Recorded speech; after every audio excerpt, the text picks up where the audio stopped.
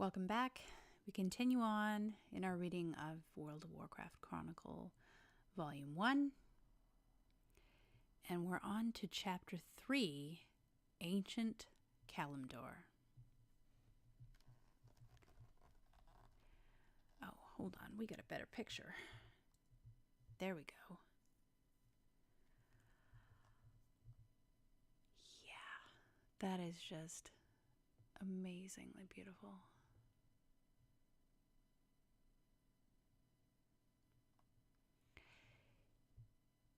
The Empire of Zul and the Awakening of the Akir.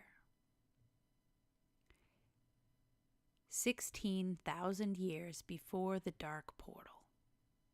So the Dark Portal that they're referring to is when the orcs come through the portal from Draenor and invade Azeroth. So to kind of give you a time limit of what we're going to be reading about now, this talks about a time 16,000 years before the orcs invade Azeroth. For generation after generation, life bloomed across the ordered world of Azeroth. Nowhere was this more evident than in the dense woodlands around the Well of Eternity.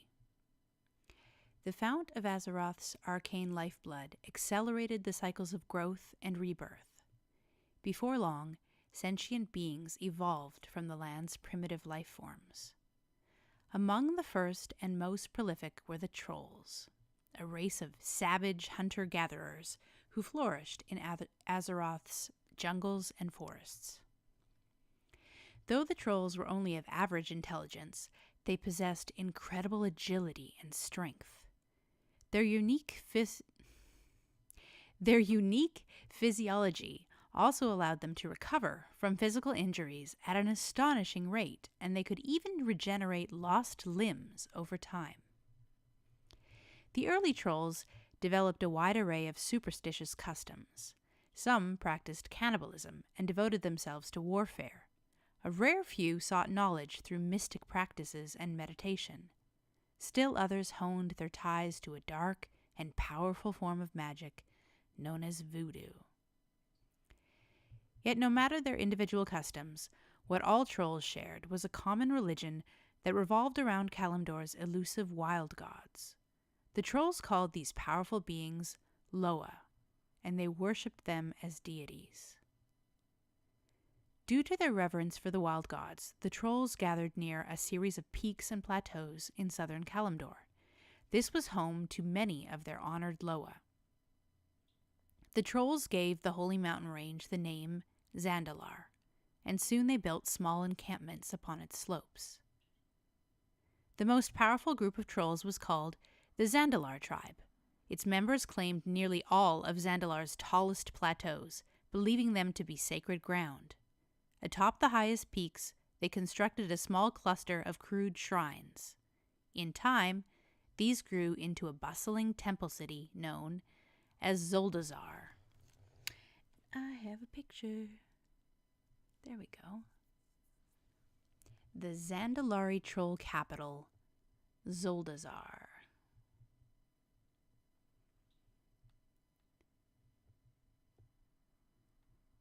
And that is very much what it looks like in World of Warcraft whenever you run into trolls. That's kind of their motif.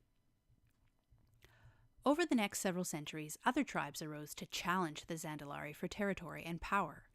The most notable of these were the fearsome Gurubashi, Amani, and Drakari. The Gurubashi and Amani in particular laid claim to enormous swaths of land in Kalimdor's lush jungles and woods.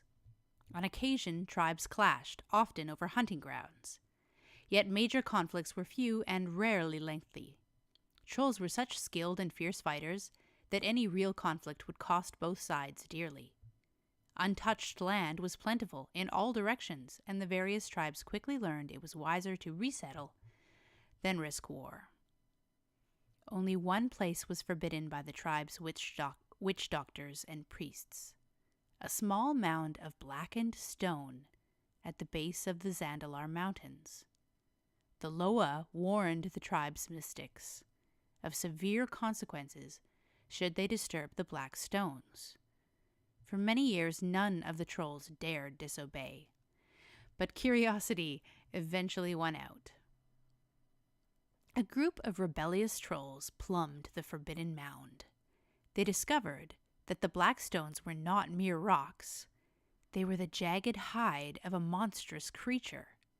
None of the trolls had ever seen anything like it. They believed it to be an undiscovered loa, and a powerful one at that, considering that the other spirits were frightened of it. The trolls performed vile rituals and living sacrifices to awaken the slumbering monstrosity. Roused by the blood offerings, a gigantic Cathraxi general emerged from its long slumber and ruthlessly slaughtered all those who had revived it. The trolls were unaware that this was Kithix, the being who had survived the encounter with Keeper Tyr. Gravely wounded, the Cathrax had fled southwest to what would be known as the Zandalari Mountains, before collapsing into a deep hibernation. Reeling from its presence, the ancient loa inhabiting the area had buried Kithix beneath the earth, so that no other creature would disturb it. The awoken Cathrax looked upon troll civilization with contempt, for it was but a pale shadow of the Black Empire of eons past. Kithix knew it would delight the old gods to see this pitiful civilization rent to ashes. The Cathrax reached out with its mind and found a race of creatures it could control, the Akir. In the ages after the fall of the Black Empire, these insectoids had remained hidden in small warrens and tunnels beneath the ground. Kithix rallied the Akiri swarms, driving them to make war, and established their dominance over Azeroth once again. As the Cathrax expanded its power and recovered, the insectoids began building a vast subterranean empire known as Aj Akir. Kithix patiently watched and waited as the Akiri ranks swelled in number. When the time was right, the Cathrax led the insectoids from their underground empire, and they swept across the land. The trolls' experience as hunters made them formidable foes. But the Akiri threat was unlike any they had ever faced. Numerous smaller tribes fell before the unrelenting insectoids' legions. As the Akir encroached perilously close to the Zandalari Mountains, the Zandalari moved to act. They united the disparate troll tribes into a single mighty force, which they called the Empire of Zul. The members of this newly forged society would put aside their differences and work together to destroy the Akir. The Zandalari took on the role of commanding the troll armies. With their temple city looming high in the mountains, they could detect enemy movements and direct attacks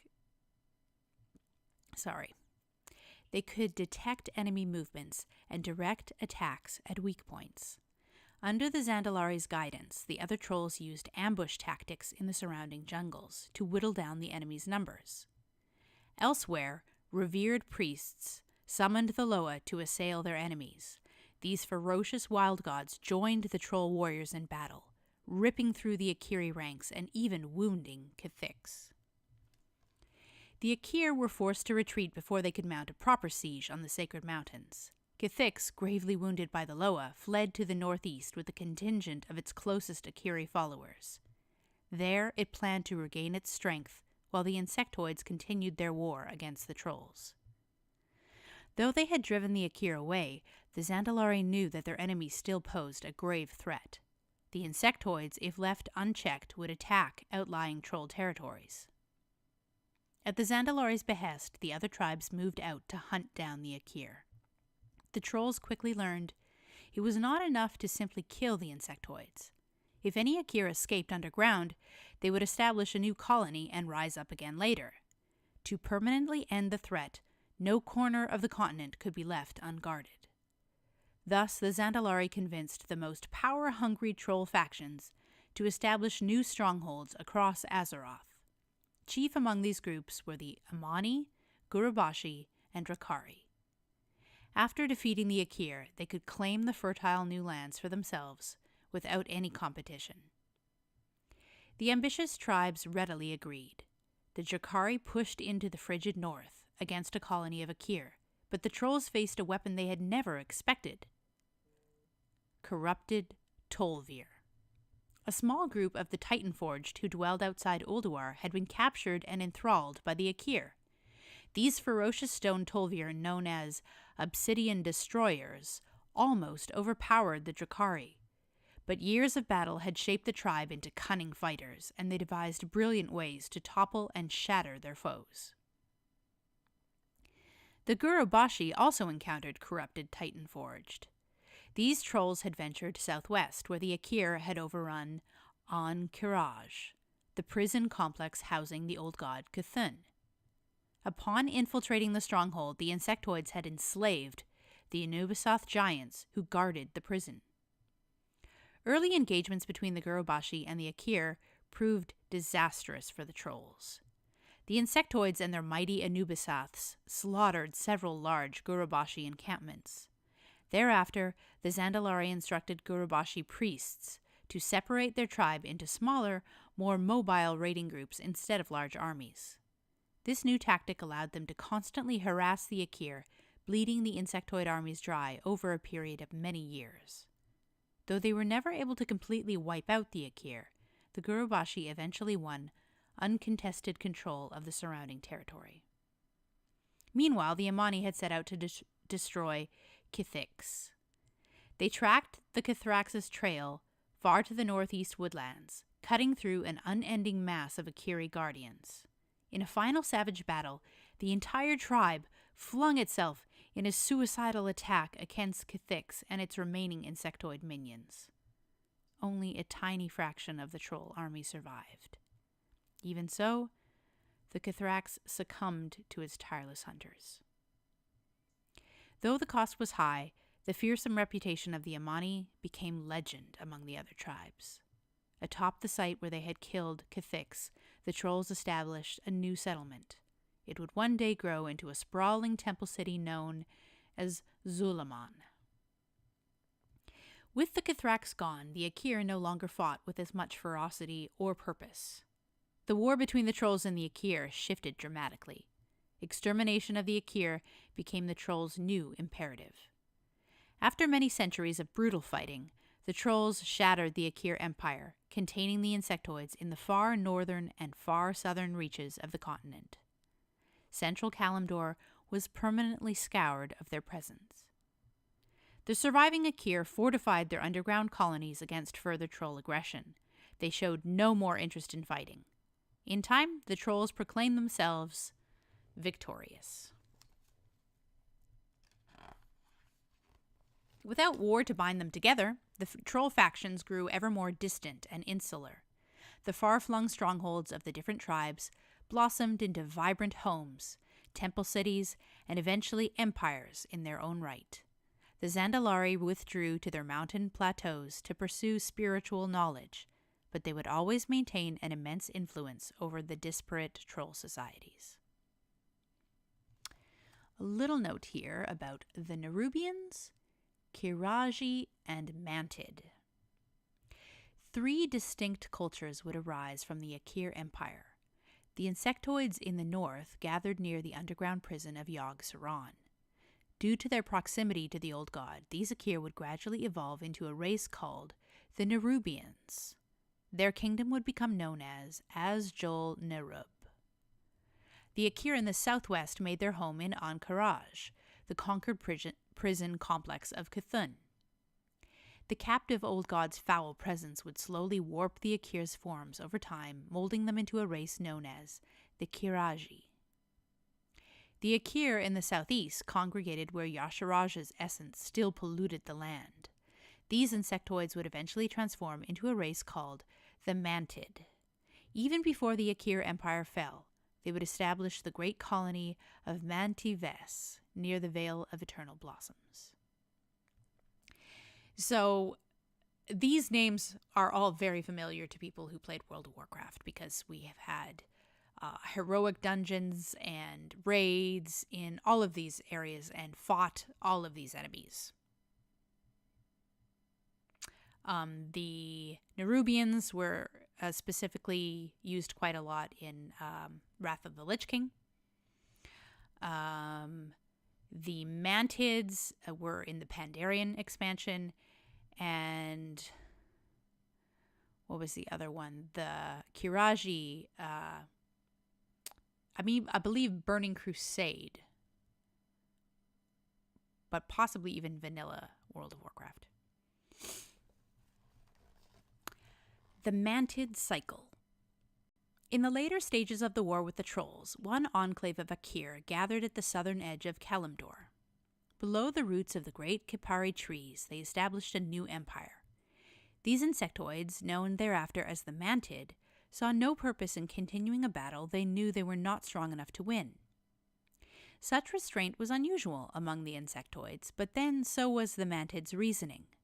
They still fervently worshipped the old gods, believing that their ancient masters would one day rise from their prisons and re-establish their dominion over Azeroth. The best way to serve the entities was not to expend the Mantid's strength, but to conserve it, refine it, and sharpen it. The Mantid would grow stronger without jeopardizing their survival. Though a revered empress ruled over the day-to-day activities of the Mantid, another group controlled the insectoid's destiny. The members of this group called themselves the Klaxi, meaning priest in their native tongue. They guided the actions of the Empress and the Mantid swarms in the hopes of preserving and strengthening their race. Rather than seek retribution on the Trolls, the Klaxi turned their gaze on another enemy.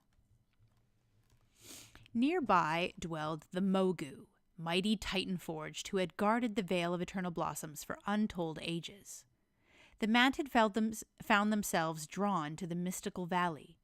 They were not aware of it at the time, but they were attracted to the lingering presence of the slain old god, Yasharj.